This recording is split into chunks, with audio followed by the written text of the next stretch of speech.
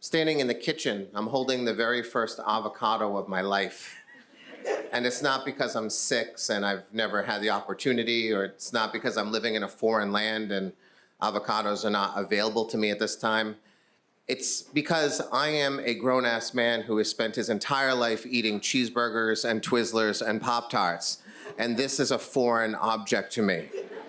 I am a 32-year-old man-child. I am standing in my cruddy kitchen in my cruddy apartment, honestly trying to figure out how to open an avocado. And I need to open it because the woman who I love, who I hope will someday love me, is coming. I'm making the first meal for her ever in this kitchen, and I'm holding something that I can't open, that I know everyone else can open. And it's my attempt to be something that I'm not. Ever since we began dating 2 months ago, I've been erecting this facade to show her something that I am not. I'm desperately trying not to be me.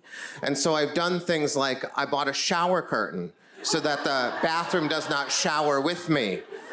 And I changed my sheets for the first time ever. I bought candles, not because the apartment smells bad, but I just feel like it's the adult thing to do. And I got a haircut, and my dog got a haircut. I am doing everything I can so she can see me be the me I want to be instead of the me that I am forced to be. And that means right now I am gonna make an actual meal for a girl walking in the door who I want to love someday, and I want her to love me. But I can't get an avocado open. So I do the one thing that I am good at. I call for help. I call my friend Justine and I tell her, Justine, I'm trying to make a meal so I can trick a woman into believing I'm something I'm not, so that she can marry that thing that she thinks I am and then live with that thing forever. Can you help me?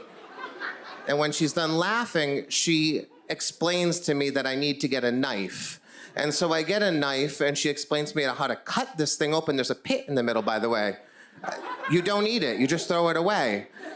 So I cut the avocado open and I describe what I see inside because I've never seen the inside of an avocado before. And she tells me the truth of the avocado, which is avocados are only ripe for about 19 seconds of their existence. She tells me that this avocado is not ripe. And she said, didn't you like squeeze it in the grocery store? I'm like, stop it, stop it. Don't talk about my past failures. Let's like deal with my failures in the moment and leave the past in the past. I say, what can I do? Can I like microwave it? Can I put it in hot water? How do I do this? And she says, you're screwed. There's nothing you can do. Go get another one. And I said, I can't. She's about to arrive. And like literally there's a knock on the door and I hear Justine say, yes, you are screwed.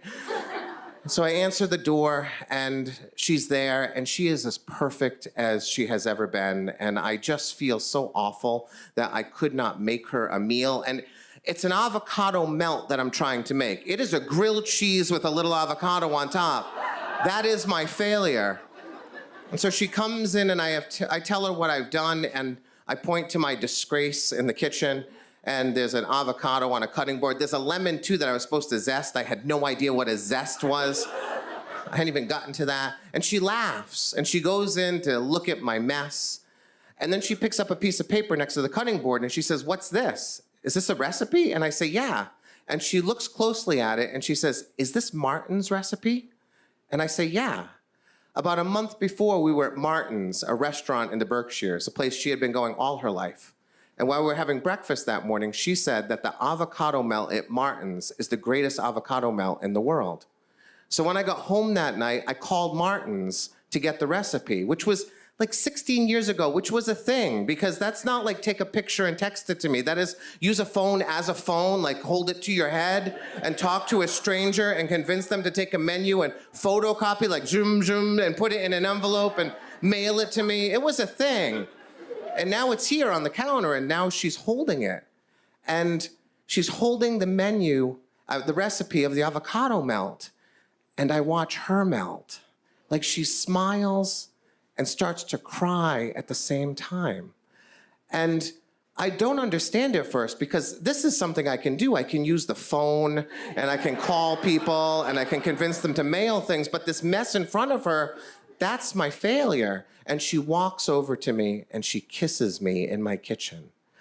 And it's the moment I understand that when you find the right person, you don't need to be a success. You just have to try to be a success. You have to listen, you have to remember, and you have to love. That's all that she wanted from me that day.